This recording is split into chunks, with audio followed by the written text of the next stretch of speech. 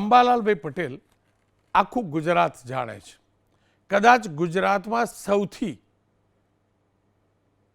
Politics સિવાયની વાત કરું તો એક નાગરિક તરીકે સૌથી પ્રચલિત ચહેરો છે. તમામ લોકો જાણે છે, તમામ લોકો પૂછે પણ છે. કોઈના લગ્ન હોય તો પૂછે, અમને પૂછે છે કે અંબાલાલબેન પૂછજો ને કે આ મહિનામાં વરસાદ પડશે, આ મહિનામાં વાવાઝોડું આવશે, આ મહિનામાં આંધી હશે, આ દિવસોમાં શું હશે. આ અંબાલાલભાઈ પ્રત્યે નાગરિકોનો વિશ્વાસ છે. અંબાલાલભાઈએ અનેક આગાહીઓ કરી છે. ક્યાંક આગાહીમાં ક્ષતિ રહી હશે, પણ જ્યારે જ્યારે અપડેટ્સ લીધા છે ત્યારે અંબાલાલભાઈની આગાહી સત્યની નજીક સાથેની હોય છે. અંબાલાલભાઈની આગાહી ઉપર ભાગ્યે જ કોઈ સવાલ ઉઠાવે છે, પણ અંબાલાલભાઈને અંધશ્રદ્ધાળુ કહેવાવાળું, અંધશ્રદ્ધા ફેલાવતા કહેવાવાળું મેં ગુજરાતમાં કોઈ સાંભળ્યું નથી. આ હકીકત છે. પણ આ તમામની વચ્ચે વિજ્ઞાન જાથા કે જે અંધશ્રદ્ધા સામે આંદોલન ચલાવે છે અને ચલાવવું પણ જોઈએ, અંધશ્રદ્ધા ફેલાવનાર લોકોને ખુલ્લા પાડવા જોઈએ. મેં કમસે કમ અત્યાર સુધી 2 ડઝન કાર્યક્રમ અંધશ્રદ્ધા, તંત્ર મંત્રના નામે લોકોને ગુમરાહ કરનાર લોકો વિરુદ્ધ કર્યા હશે, પણ અહીંયા અંબાલાલભાઈ કોઈ તંત્ર મંત્ર કરતા નથી.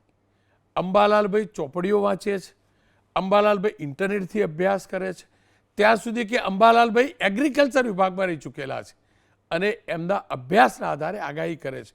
અને અંબાલાલભાઈ આગાહી માટે અમને નથી બોલાવતા, તમામ મીડિયાની પાસે જાય છે, કારણ કે મીડિયા જાણે છે કે નાગરિકો જાણવા માગે છે. ખેર, વિજ્ઞાન જાથાના જયંત પંડ્યાએ શું કહ્યું, અંબાલાલભાઈ વિશે શું આરોપ લગાવ્યા, પહેલા એ સાંભળી લઈએ. અંબાલાલ પટેલ વારંવાર વાવાઝોડું આવશે, વરસાદ આવશે, વણમાગી સલાહો આપતા હોય છે. આ વ્યક્તિ, આ શખ્સ છે, વારંવાર ખોટા પડે છે. એની ભાષા પણ ઉંમરને લાયક સમજાતી નથી અને તથ્યહીન જ વાતો કરતા હોય છે. અને અમારી પાસે ડેટા છે કે વર્ષોથી આ વ્યક્તિ ખોટો પડે છે અને વારંવાર આગાહીની તારીખો ફેરફાર કરી અને મૂકતા હોય છે. માત્ર સ્ફૂર્ણાના આધારે કરે છે એટલે ખોટા પડે છે. અને એકાદ બે સાચી પડે છે, લોકોને તે ધ્યાનમાં આવે છે. વાસ્તવિક આ વ્યક્તિ છે અને એની આગાહી છે સમાજને નુકસાન કરતા છે. આ વર્તારા કરનારા પાસે કોઈ વિજ્ઞાનના કસોટી થઈ શકે, પૃથ્થકરણ થઈ શકે તેવા સાધનો નથી કે ઉપકરણો પણ નથી. એટલે વારંવાર ખોટા પડે છે. છેલ્લા 25 વર્ષથી ખોટા પડે છે, એક પણ સાચું પડતું નથી. એટલે આ આગાહીકારો છે પોતાના મનની સ્ફૂર્ણાના આધારે રૂમના 4 ખૂણામાં બેઠા બેઠા કરતા છે, પોતાની પ્રસિદ્ધિ માટે કરતા હોય છે, જેથી કરીને વર્તારા બંધ કરવા જોઈએ. વર્તારા બંધ થઈ જતી સમાજ કે ખેડૂતને કશું નુકસાન નથી થવાનું. અને વિજ્ઞાન છે, હવામાન શાસ્ત્રી છે અને પ્રયોગશાળા સ્થિત હોય છે અને જે નોમાં ખોટું પડે તો પણ તેના કારણ દર્શાવવામાં આવે છે. જ્યારે આ વર્તારા કરનારો પાસે કશું જ નથી, એટલે સંપૂર્ણ ખોટા પડેલ છે, બેબુનિયાદ થયેલ છે. એને તિલાંજલિ આપવી જોઈએ અને બંધ કરવા જોઈએ તેવી જાથાની માંગ છે. આ શ્રીમાન જયંતભાઈ એ ભૂલી ગયા, મને એ ખબર નથી કે એમને અંબાલાલ કાકાનું ઘર જોયું છે કે નહીં, અંબાલાલ કાકા પાસે કેટલા પુસ્તકો છે, કેટલા વાંચ્યા છે અને કેટલા સમજ્યા છે જયંતભાઈ જાણે છે કે હું નથી જાણતો. પણ જયંતભાઈ, જો મારો કાર્યક્રમ તમે જોતા હોય તો તમને કહી દઉં, આ એ જ અંબાલાલભાઈ પટેલ છે જેમને એક નહીં 100 વખત રોનક પટેલે કહ્યું હશે કે સરકારમાં કહી શકતા હો તો કહો અને વેધશાળા હાઈટેક ઇક્વિપમેન્ટ સાથે બને, વિજ્ઞાન થકી લોકો જ્ઞાન ધરાવે, આગાહી કરતા શીખે, ખગોળશાસ્ત્ર શીખે, હવામાનને જાણે. વેધશાળા બનાવવી જરૂરી છે. પાટણમાં વેધશાળા બનવી જોઈએ, એક ઉચ્ચ સ્તરીય વેધશાળા બનવી જોઈએ, વૈજ્ઞાનિક રીતે બનવી જોઈએ. એ અંબાલાલ કાકા સતત એ માટે પ્રયાસ કરી રહ્યા છે. એટલે શ્રીમાન, આપ પહેલાં અંબાલાલભાઈ માટે અભ્યાસ કરજો. હું અંબાલાલ પટેલ વકીલાત નથી કરતો, પણ હું ચોક્કસથી જયંતભાઈ તમને કહું છું, અંબાલાલભાઈ પટેલના વ્યક્તિત્વ વિશે અભ્યાસ કરજો. અંબાલાલભાઈ પટેલ ઈચ્છતે તો એમની યુટ્યુબ ચેનલ ચાલુ કરીને કેટલા લાઇક્સ, કેટલા શેર મેળવી શકતે અને એનાથી એમને કેટલી આવક થતે ને, જયંતભાઈ આપને ખબર નથી. જયંતભાઈ, અંબાલાલભાઈ પટેલે એમના દીકરા દીકરીને ક્યાં સુધીનો અભ્યાસ કરાવ્યો છે ને તમને ખબર નથી. મહેરબાની કરીને અંધશ્રદ્ધા વિરુદ્ધ આંદોલન ચાલુ રાખજો, પણ કોઈ વ્યક્તિને અંધશ્રદ્ધા ફેલાવનારો, અને તમારો જો અભ્યાસ છે એમ તમે કહો છો ને ડેટા, તો અંબાલાલ પટેલ માટેનો ડેટા તમારી જોડે હોય તો મને મોકલજો. કે એક પણ આગાહી નથી સાચી પડી તો કહી દઉં, તાવતે વાવાઝોડું એક દિવસ એમને જેમ કહ્યો ને એ પ્રમાણે એની મૂવમેન્ટ થયેલી છે, સાક્ષી હું છું. હું પહેલાં અંબાલાલભાઈના કાર્યક્રમમાં નહોતો સામેલ કરતો, ક્યાંક જોતો તો મને એમ લાગતું હતું કે અભ્યાસ નહીં હોય, પણ મેં જાતે જ્યારે અભ્યાસ કર્યો અંબાલાલ કાકાનો ત્યારથી મેં મારા કાર્યક્રમમાં જોડ્યા છે. ખેર, બીજ એસોસિએશન, ગુજરાત સીડ્સ ઇન્ડસ્ટ્રીયલ એસોસિએશને અંબાલાલભાઈ પટેલ પર જે પ્રકારે સવાલ ઉઠાવ્યા વિજ્ઞાન જાથા તરફથી એને લઈ પત્ર લખ્યો અને અંબાલાલ કાકાને સમર્થન આપ્યું છે, સણસણતો જવાબ આપ્યો છે. અને સીડ્સ ઇન્ડસ્ટ્રી એસોસિએશન એટલે સ્વાભાવિક રીતે ખેડૂતો સાથે એમનો વધુ સંપર્ક હોય, ખેતીને વધુ જાણતા હોય. અંબાલાલ કાકાની આગાહીથી કેટલું વાવેતર થયું, કેટલો ફાયદો થયો, કેટલું નુકસાન થયું એમનું આકલન હશે. કદાચ એ જ કારણ છે કે એમને કહ્યું છે કે હંમેશા અંબાલાલ કાકાની આગાહી સાચી પડી છે. ન માત્ર સીડ્સ એસોસિએશન પરંતુ ધારાસભ્ય, પૂર્વ ધારાસભ્ય આ પણ અંબાલાલભાઈ પટેલના સમર્થનમાં આજે નિવેદનો આપ્યા છે. આ તમામની વચ્ચે સમયનો અભાવ છે, દિવસે મેં નિવેદનો પ્રસારિત કર્યા છે, પણ હાલ અંબાલાલભાઈ પટેલને જોડું છું. હવામાન નિષ્ણાત છે, હું આ કહું છું હવામાનના નિષ્ણાત છે, હવામાનના નિષ્ણાત છે જયંતભાઈ અંબાલાલભાઈ.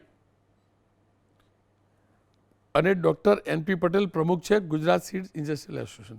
અંબાલાલ કાકા આપની પાસે આવ્યું એ પહેલાં NP પટેલ પાસે જઉં છું.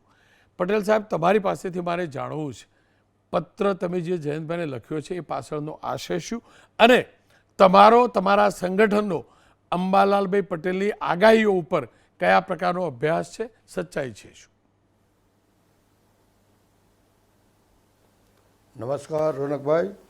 ખરેખર અંબાલાલભાઈને અમારે એટલા માટે સમર્થન આપવું પડ્યું કારણ કે આ માણસે 25 થી 30 વર્ષથી જે ખેડૂતો માટેની જે સેવા કરે છે નિસ્વાર્થે, કોઈ ચાર્જ નહીં, અને આવા વ્યક્તિ માટે અને પાછા આધેડ ઉંમરના સંસ્કાર માણસ માટે સંસ્કારી શબ્દો ન વાપરી અને અંબાલાલભાઈને જે અપશબ્દો જેવા શબ્દો વાપર્યા એથી અમારા સીડ ઇન્ડસ્ટ્રીઝના લોકોને એવું લાગ્યું કે આનું તો આપણે જવાબ આપવો જ જોઈએ. અને આ ભાઈ તમે જે છે એ એને અંધશ્રદ્ધા પૂરતા બરાબર હતા, પણ અંબાલાલભાઈ તો કૃષિ વૈજ્ઞાનિક છે અને વર્ષોથી છેલ્લા 30 વર્ષથી તો હું એમને જાણું છું કે એના આધારિત કયું બિયારણ ખેડૂતોને કયું હાલશે એ અમારી ઇન્ડસ્ટ્રીઝમાં પણ ખબર છે કે અંબાલાલભાઈ કે આ વરસાદ આ સમયમાં થશે તો આ બિયારણ ચાલશે, એ એના ઉપરથી અમે સર્વે કરી અને ખેડૂતોને રાઈટ ટાઈમમાં બિયારણ આપી શકીએ. એ અંબાલાલભાઈના આ સ્ટેટમેન્ટ ઉપરથી અત્યાર સુધી જે સાચા પડતા હતા એના ઉપરથી અમે એનું નક્કી કરી અને ખેડૂતોને કોઈ પણ જાતની શોર્ટેજ ન થાય અને ટાઈમસર આ ઇન્ડસ્ટ્રીઝમાં ખેડૂતોને ફાયદો થાય એના ઉપર અમે આ લોકોને અને અંબાલાલભાઈનો આભાર માનતા હતા. હવે અંબાલાલભાઈ છે એ કૃષિ વૈજ્ઞાનિક છે, કોઈ એવા ફાલતુ નથી. અને એ જે કહે છે એ ટોટલી, ધારો કે મોટા મોટા હવામાન ખાતા જોડે એની જોડે મશીનરી નથી, પણ એકલા સતત અભ્યાસ કરી અને એ જાણ કરતા હોય છે. તો મતલબ એ છે કે અંબાલાલભાઈ ખેડૂતોની સેવામાં એ સિવાય લોકો અહીંયા જઈને હવામાન ખાતા માટે જાણતા હોય છે. એ પોતે કાંઈ સ્ટુડિયોમાં આવતા નથી કે વારે વારે તમે આ ભૂકંપનું કે આનું કયો છે, એ એનું કારણ નથી. પણ લોકો આપણાવાળા મીડિયાવાળાને બધાને ખબર છે કે આનું સ્ટેટમેન્ટ સરસ અને ખેડૂતોને ફાયદાકારકના લીધે આજે મીડિયાવાળા પણ એમનું અવલોકન કરી અને ખેડૂતોને માટે લાભદાયક નીકળે એટલા માટે પ્રેસ અને મીડિયા પણ એની જાહેરાત કરતા હોય છે. તો એનો મતલબ એવો નથી કે અંબાલાલભાઈ ખોટા છે. અને અંબાલાલભાઈને અમારા માટેની લાગણી, જે અમારી ઇન્ડસ્ટ્રી જે પણ 2024ની અંદર લાઈફ ટાઈમ એવોર્ડ આપેલો છે, કૃષિ યુનિવર્સિટી, દરેક કૃષિ યુનિવર્સિટીએ પણ એમને એવોર્ડ આપેલા છે. એ સિવાય રોટરી ક્લબથી માંડીને કેટલા લોકોને એને એવોર્ડ છે. અને એ જે પૈસા મળે તો એ સ્વીકારતા પણ નથી, પાછા આપી દે છે. તો આ વ્યક્તિ કોઈ પૈસા માટે નહીં, પણ એની અંદર જે ભગવાને જે અભ્યાસ કરીને જે વર્ષોથી એના માટે ખેડૂતોને કેમ સેવા કરી શકાય એના અનુસંધાનમાં આ પોતે ડિક્લેર કરતા હોય છે. અંબાલાલભાઈ પટેલ મારી સાથે જોડાયા છે. અંબાલાલ કાકા, આ વિજ્ઞાન જાથાવાળું નિવેદન આવ્યું પછી તમે લાઈવ બેસવાની ના પાડતા હતા. મેં આજે મારી ટીમે કન્વિન્સ કર્યા પછી જોડાયા છો. જીવનમાં આવું કલ્પેલું કે આ પ્રકારે પણ કોઈ કહેશે કે અંબાલાલ કાકા અંધશ્રદ્ધા ફેલાવે છે?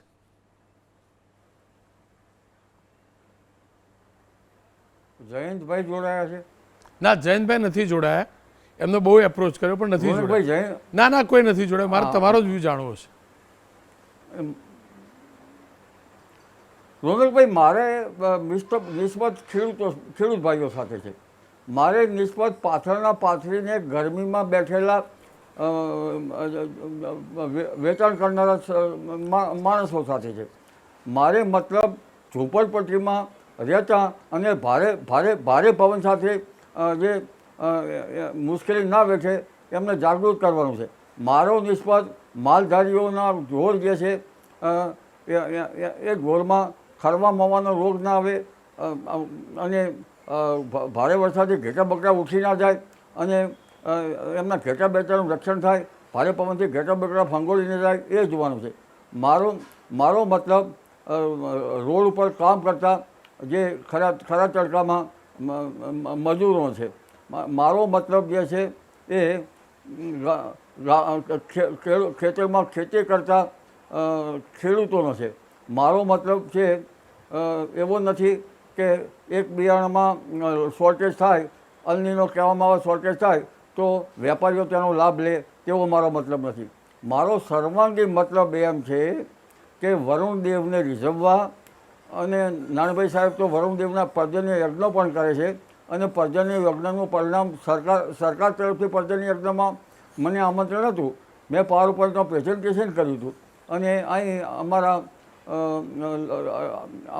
આપણે જે એસોસિએશન છે કિસાન સંઘનું, એમના દ્વારા પણ પર્જન યજ્ઞ ગાંધીનગરમાં હતો અને એમાં પણ વિદ્વાન બ્રાહ્મણોને બોલાવ્યા હતા અને એ પર્જન યજ્ઞ પછી વરસાદ પણ થયો હતો, કારણ કે તેમાં નેચરની આહુતિ આપવામાં આવે છે. એટલે આ પર્જન યજ્ઞમાં તમે પર્જન યજ્ઞ જોયો હોય તો ખ્યાલ આવે. અહીં મોદી સાહેબના વખતમાં થયો હતો. એટલે આ બધી બાબતો અંધશ્રદ્ધા નથી, કારણ કે અમે નજરોના પ્રેક્ટિકલ પ્રોગ્રામ લઈએ છીએ. અમારા જે કુલપતિ હોય છે એમાં પણ રસ લેતા હોય છે, આખી ટીમ છે એ રસ લેતી હોય છે. અને ખાસ કરીને તો અમે ડે ટુ ડેના ડેટા નોંધીએ છીએ, વરસાદના ગર્ભ ઘણી વખત નોંધીએ છીએ અને મિટ્રોલોજીના પુસ્તકો વાંચીએ છીએ. અમારી કોલેજમાં મિટ્રોલોજી વિભાગ છે. હું જે ભણ્યો કોલેજમાં એગ્રીકલ્ચરમાં, મિટ્રોલોજીમાં ધ મોન્સૂન, અવર વેધર એવા ઇંગ્લિશ પુસ્તકો વાંચીએ છીએ. અમે દક્ષિણ ગોળાર્ધના જે હવામાન છે પ્રવર્તિત સ્થિતિનું અવલોકન કરીએ છીએ. અમે લગભગ આપણો લો પ્રેશર ઝોનનો અભ્યાસ કરીએ છીએ. અમે પૂર્વ આફ્રિકાથી લઈને ચીન સુધીના હવામાનનો અભ્યાસ કરીએ છીએ. અમે મેરિટેરિયન સીમાંથી જે એક પશ્ચિમી વિક્ષોભ ઉઠે છે એનો અભ્યાસ કરીએ છીએ. અમે આરબ કન્ટ્રીમાંથી આવતી ગરમ પવનનો અભ્યાસ કરીએ છીએ. અમે બંગાળ ઉપસાગરમાં અને અરબી સાગરમાંથી કેવી શાખાઓ આગળ આવે છે એનો અભ્યાસ કરીએ છીએ. અમે પાકિસ્તાનથી લઈને લગભગ અલ્હાબાદ, ગંગાનગર થઈને પશ્ચિમ બંગાળ છતાં ટ્રફનો અભ્યાસ કરીએ છીએ. અમે પશ્ચિમ ઘાટનો અભ્યાસ કરીએ છીએ. અમે હાઈ પ્રેશર, લો પ્રેશરનો અભ્યાસ કરીએ છીએ અને અમે ગંગા જમનાના મેદાનો તપે છે એનો અભ્યાસ કરીએ છીએ. આ સંપૂર્ણ અભ્યાસ પછી અમે તત્વજ્ઞાન ઉપર આવે છે. પાછું પરંપરાગત જ્ઞાન તો અમારું ખરું, કારણ કે આ બધા અભ્યાસ સાથે ઘણી વખત આગળ ખોટી પણ પડી શકે છે. મિટ્રોલોજીની આગળ ખોટી પણ પડી શકે છે અને હવામાનની આગળ ખોટી પણ પડી શકે છે. ઘણી વખત અમારી આગાહીઓમાં મિટ્રોલોજીવાળા અંદરખાને કહેતા હોય છે કે અંબાલાલભાઈ ક્યારે વરસાદ થશે, પંચાંગ જુઓ ને. અને એ હું પંચાંગ જોઉં છું એટલે પછી ઘણા વખત અમારા મિત્રો પણ બંનેનું ભેગું સંયુક્ત કરતા છે. મને પહેલાં સરકારમાં બોલાવવામાં આવતો હતો, અનધિકૃત રીતે જઈએ, મારે નોકરીમાં સર્વિસ કરતો એટલે બોલાવવામાં આવતો હતો. અછતના લગભગ મિટિંગો થતી હતી અને અમારા વિદ્વાન સેક્રેટરી સચિવશ્રીઓ બેસતા હતા. એમાં એક બાજુ હવામાન ખાતું હોય, એક બાજુ હું હોય અને અમારા બંનેને પૂછતા. ઘણીવાર તો હવામાન ખાતું અમે બંને ઝઘડી પડતા. ત્યારે મારા ખ્યાલમાં તો મને ખબર નહીં પી કે મિશ્રા સાહેબ કે રામ રખિયાણી સાહેબ હોય, પણ એ વખત કહેતા કે એક છે એ આયુર્વેદ છે, એક છે એલોપેથી, એમ કરીને અમારું આ બાબતમાંથી અમને કંઈ ગાઈડન્સ કરતા હતા. એટલે અમે સરકારમાં ઝેરોસ કરીને સરકારમાં આપવું પડતું જી. હતું. અને માનીએ છીએ કેશુભાઈના વખતમાં અમારે મુકુંદન સાહેબ સાથે પણ ચર્ચા કરવી પડતી હતી. એટલે અમે આ બધી ઘણી બાબતમાં નીવડ્યા બાદ અમે આ જ્ઞાન જે છે એનો અમે અભ્યાસ કરેલો છે. એટલે અમને કોઈ જાગરિયા નથી, અમે કોઈ જાદુગર નથી, અમે કોઈ કર્ણપિશાચીની સાધના નથી કરી. અમારા માટે ખેડૂતો ઉપયોગી છે, જનસાધારણ માણસ ઉપયોગી છે, નહીં કે. અને આમ છતાં મારા કામ વચ્ચે અમારે સંશોધન કરવું છે, પણ આ બધું અંદર ઘણી વખત પગમાં ઉબેઠ આવે છે. એનું શું કરવું રોનકભાઈ? જી જી. ખેર અંબાલાલભાઈ, તમે અથાગ પ્રયાસ કર્યો છે, હું તો સાક્ષી છું. મારી જોડે સમયનો તો હું દૂર ભાગતો હતો, પણ તમે સાયક્લો સ્ટાઇલ કરેલી 80, 90 અને 50, 60ના દશકની બુકો મને બતાવેલી, તમે વાંચતા હતા અને પેજ નંબર સાથે બતાવતા હતા. એ તમારો અભ્યાસ બતાવે છે. જાવું નહીં, 100 વર્ષ પહેલાની, 100 વર્ષ પહેલાની, 100 વર્ષ પહેલાની, એટલે એ તમારો અંગ્રેજ અભ્યાસ સરકાર પર સરાહના કરતા છે. જી જી, એ તમારો અભ્યાસ બતાવે છે. ખેર, આપનો ખૂબ ખૂબ આભાર. તમે સ્વસ્થ રહો એ માટે ભગવાનને પ્રાર્થના. પણ તમારા પગનો દુખાવો ક્યારેય ન થાય, હું આગાહીકાર તો નથી, પણ ભગવાન તમને સ્વસ્થ રાખશે. પિયુષભાઈ જાદુગર મારી સાથે જો. પિયુષભાઈ, આપ રેશનાલિસ્ટ છો, તમે જાણો છો મેં પણ અંધશ્રદ્ધા વિરુદ્ધ અનેક કાર્યક્રમ કર્યા છે. પણ અંબાલાલભાઈ પટેલનું જે આખો આ ઇસ્યુ થયો, જયંતભાઈએ જે પ્રકારે મુદ્દો ઉઠાવ્યો, તમે કેવી રીતે બોલવો છો? અંબાલાલ કાકા હવામાન ખાતાના વર્તારા કરે છે. આટલી મોટી ઉંમરે પણ વાંચીને સમજીને હવામાન ખાતાના વિગતો લઈને પણ એ લોકો વર્તારા કરે છે ને ખેડૂતો માટે ઉપયોગી પણ થાય છે એવું મારા જાણવામાં આવ્યું છે. પરંતુ રોનકભાઈ, હું આપની સાથે મારા અંગત મંતવ્ય કરું છું. અંબાલાલ કાકા તો બહુ વડીલ છે અને જિજ્ઞાસુ છે, વાંચે છે. એમની સાથે હું અત્યારે એટલા માટે નથી કરતો કેમ કે મારું આમાં રિસર્ચ નથી. પણ એક વસ્તુ નક્કી છે કે આપણા અમદાવાદમાં સૌથી મોટામાં મોટા ડોક્ટર હોય છતાં પણ અમદાવાદના લોકો કેમ અમેરિકા જાય છે? બીજી વસ્તુ કે આપણા ગામમાં પણ એક મંદિર હોય છતાં પણ એ લોકો ચાલતા ચાલતા કેમ અમુક જગ્યાએ જાય છે બીજા મંદિરમાં? કેમ કે એને એ બાજુ વધારે શ્રદ્ધા હોય છે, એ બાજુ વધારે સચોટતા હોય છે એવું એમને દેખાય છે. તો જે રીતે વિન્ડોઝ 7 આવ્યા પછી, વિન્ડોઝ 11 આવ્યા પછી આપણે અપગ્રેડ થયા, એ રીતે પણ આપણે હવામાન ખાતામાં આપણા ઉપગ્રહો છે, આપણા પોતાના ઉપગ્રહો છે, ઇનસેટ છે કે વગેરે જે કંઈ છે, કે જે હવામાન માટે થઈને બધી આગાહીઓ કરે છે. તો આપણે વૈજ્ઞાનિકને પણ એટલું સ્થાન આપવું જોઈએ કે જે સ્થાન આપણા જૂના આપણે માણસો છે જે જાગૃત છે અને જે વર્ષોથી કરતા આવ્યા છે એ પણ કરે છે ને આ પણ કરે છે. તો બંનેની માહિતી જો મળે ખેડૂતોને તો હું માનું છું કે વધારે લાભદાયક થઈ શકે. પણ એવું કહો કે અંધશ્રદ્ધા ફેલાવે છે. જો અંધશ્રદ્ધા વિરુદ્ધ આંદોલન આપણે કરતા હોઈ શકીએ, કરવું પણ જોઈએ, પણ એ વ્યક્તિ વિશે જાણ્યા સિવાય એમ કહી દેવું કે આ વ્યક્તિ અંધશ્રદ્ધા ફેલાવે છે. જો પહેલું અંબાલાલ કાકા કોઈ આગાહી કરવાનો રૂપિયો ને કાણી પૈયા નહીં લીધી, અમારી જોડે ટેલિવિઝન ઉપર આવવાનો 1 રૂપિયો નહીં લીધો, યુટ્યુબ ઉપર લાઇક મેળવીને અમને રૂપિયા નહીં ભેગા કર્યા, છતાં પણ એ વ્યક્તિ ઉપર આરોપ કરવો અને અચાનક આરોપ કરવો અને આરોપ કરી અને આ જયંતભાઈ પંડ્યા સાહેબ અચાનક એમ કે હું રિટાયર્ડ થઈ જાઉં છું જાથામાંથી ને આમાંથી, એમની ઉંમર જે ગણાવતા હોય, આ ઘટનાક્રમને આપ કેવી રીતે બોલવો છો? હવે જે રીતે એક વસ્તુ નક્કી છે કે હું મારા વિશેની વાત કરું તો પહેલાના વખતમાં જે ભુવાઓ હતા એ માનસિક રોગના ડોક્ટરો કહેવાતા હતા કે માનસિક રોગ સાથે એ સંકળાયેલા હતા. અને શરૂઆતમાં જ્યારે ડોક્ટરો નહોતા ત્યારે એનો ઉપયોગ થતો હતો.